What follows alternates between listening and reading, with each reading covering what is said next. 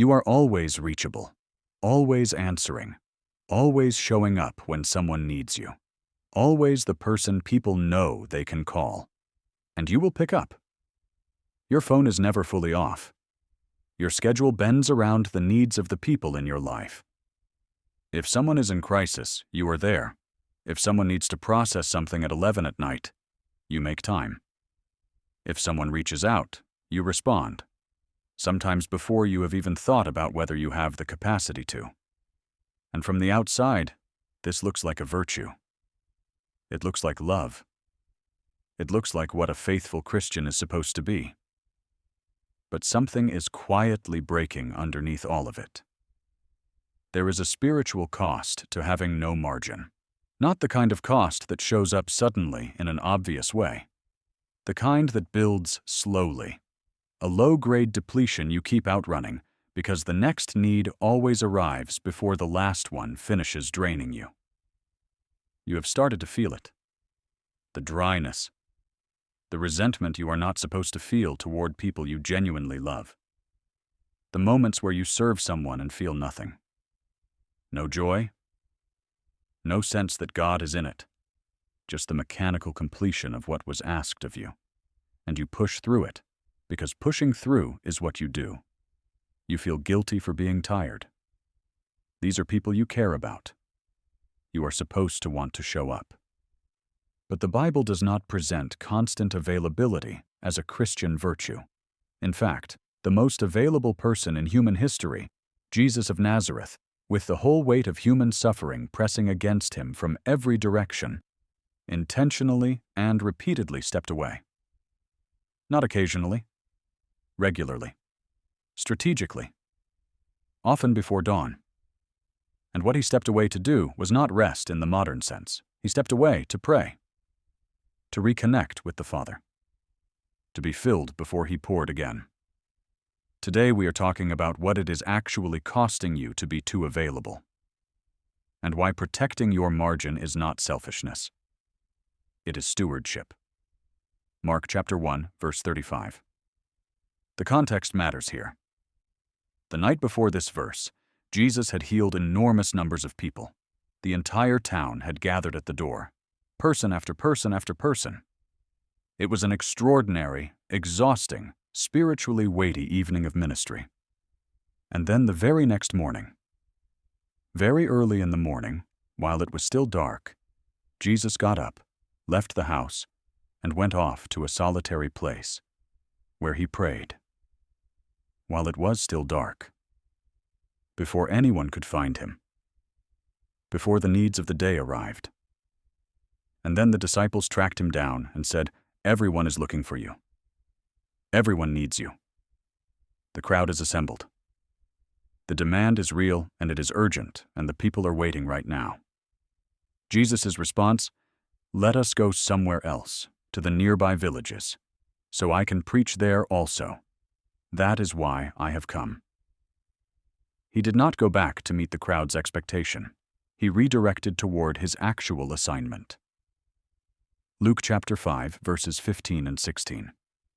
Yet the news about him spread all the more, so that crowds of people came to hear him and to be healed of their sicknesses. But Jesus often withdrew to lonely places and prayed. The more the demand on him grew, the more famous he became, the more people wanted from him, the more intentional he became about withdrawing. That is the exact opposite of how most of us respond when the demand increases. 1. You have no consistent time alone with God, because your schedule belongs to other people. Think honestly about the past week. When were you truly alone? Not technically alone because the house was quiet, but still checking your phone, still mentally attending to someone else's situation, genuinely alone and present before God. If the answer is difficult to locate, your calendar is telling you something important. The spiritual life requires margin. Not as an optional extra for people who have particularly calm circumstances. As a structural necessity. You cannot pour out what you have not received. You cannot clearly hear God's voice over the constant noise of other people's needs. Psalm chapter 46, verse 10. He says, "Be still, and know that I am God." Be still. Not be efficient, not be available, not be productive. Still. The knowing of God, not the knowing about God, but the actual lived experience of who He is, happens in stillness. It cannot happen in the fragmented in-between seconds of a schedule that belongs to everyone else. If God is someone you fit in when everything else is handled, He will never be fully fit in. There will always be another need.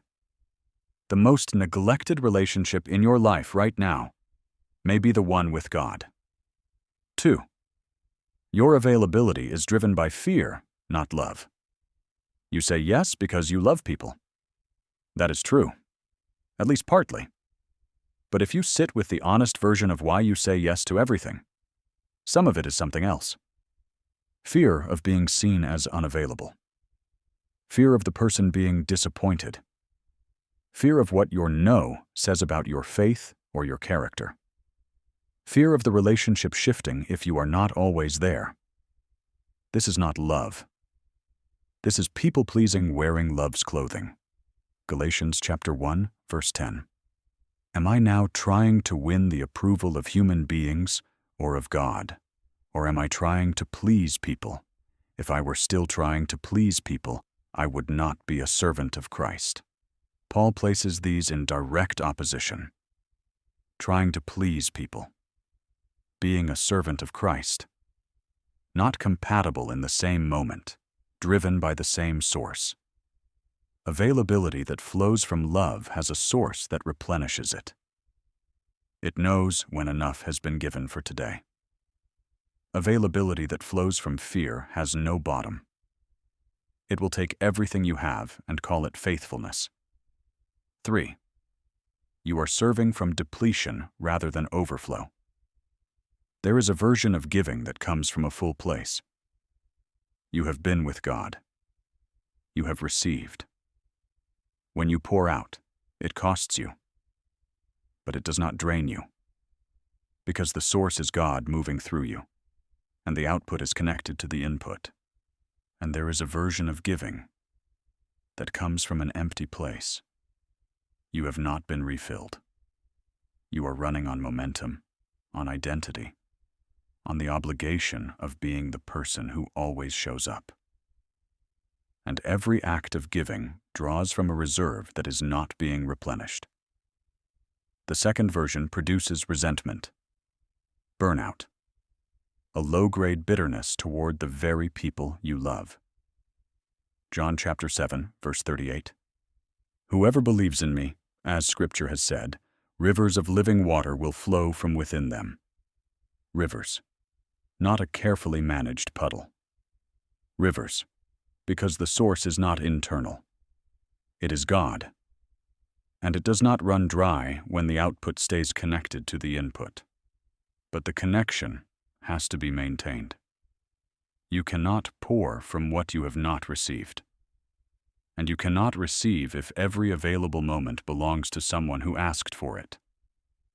The most generous version of you is not the most available version of you.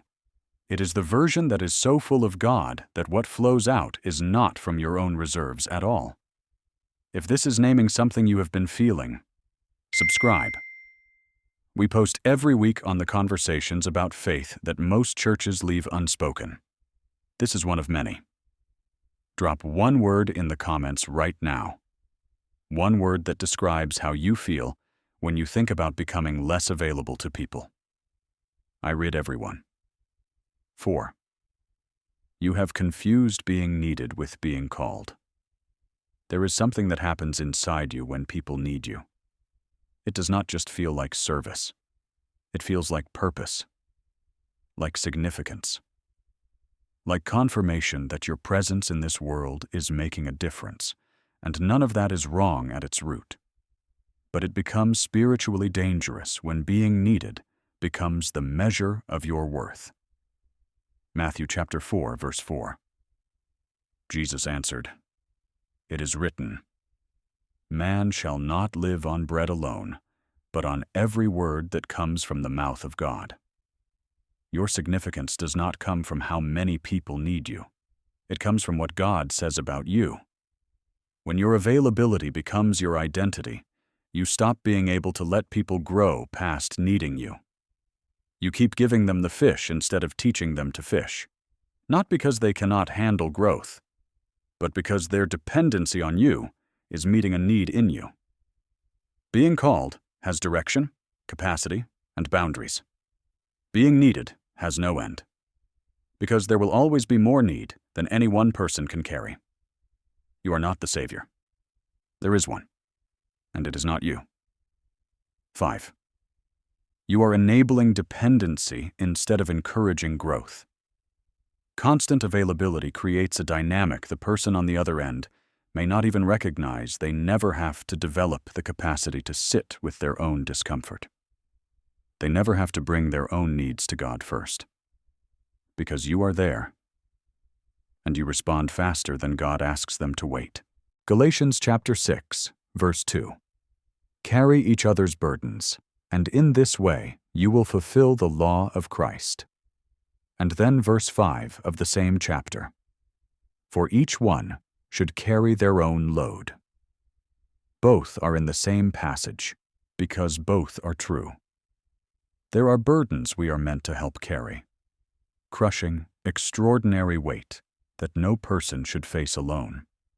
And there are loads each person is designed to carry themselves, the daily weight of their own walk with God. When you take on someone's personal load because they have learned to bring it to you instead of to God, you are not serving them. You are doing them a quiet harm. Real love sometimes looks like pointing people back to God rather than positioning yourself as the first stop for every need. 6. Your availability is helping you avoid your own inner life. If you are always needed, always inside someone else's situation, always attending to someone else's crisis, you never have to sit with your own. The grief you have not processed. The question God has been asking you that you keep stepping around. The thing He has been trying to say to you in the quiet that never arrives because you keep filling the quiet before it can settle. Matthew chapter 6, verse 6. But when you pray, go into your room, close the door, and pray to your Father who is unseen. Then your Father, who sees what is done in secret, will reward you. Go into your room. Close the door. The noise of everyone else's needs can become a hiding place.